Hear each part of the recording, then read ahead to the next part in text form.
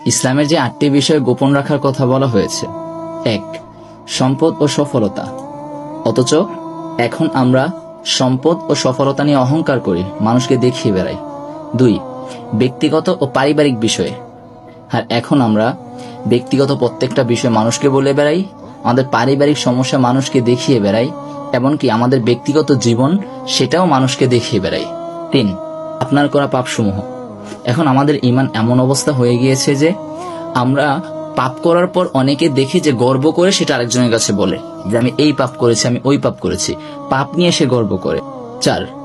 আপনার ভবিষ্যৎ পরিকল্পনা। এখন আপনার ভবিষ্যৎ পরিপূর্ণ পরিকল্পনা অন্যজনের কাছে প্রকাশ করার দরকার নেই। 5. আপনার দুর্বলতা। আমরা নিজেরাই এখন মানুষকে জায়গা করে দেই কিভাবে মানুষ আমাদেরকে আঘাত করবে। আমরা আমাদের দুর্বল জায়গাগুলো মানুষকে বলে দেই, তখন মানুষ ওই দুর্বল জায়গাগুলোতে আমাদেরকে আঘাত করে। 6. আল্লাহর সাথে আপনার সম্পর্ক। আল্লাহর সাথে আপনার সম্পর্ক কেমন এটা আপনি ভালো জানেন। আপনি গোপনে আল্লাহর সাথে সম্পর্ক বাড়িয়ে তুলুন। দরকার কি আপনি মানুষকে বলার যে আমি আল্লাহর জন্য এটা করেছি ওটা করেছি। 7. আপনার ভুলসমূহ। আপনি যেই ভুলগুলো করেছেন সেইগুলোকে আপনি আল্লাহর কাছে ক্ষমা চেয়ে সেই ভুলগুলোকে সংশোধন করার চেষ্টা করুন, মানুষের কাছে বলে বেড়াবেন না। 8. দিনের পথে করা আপনার ভালো কাজ।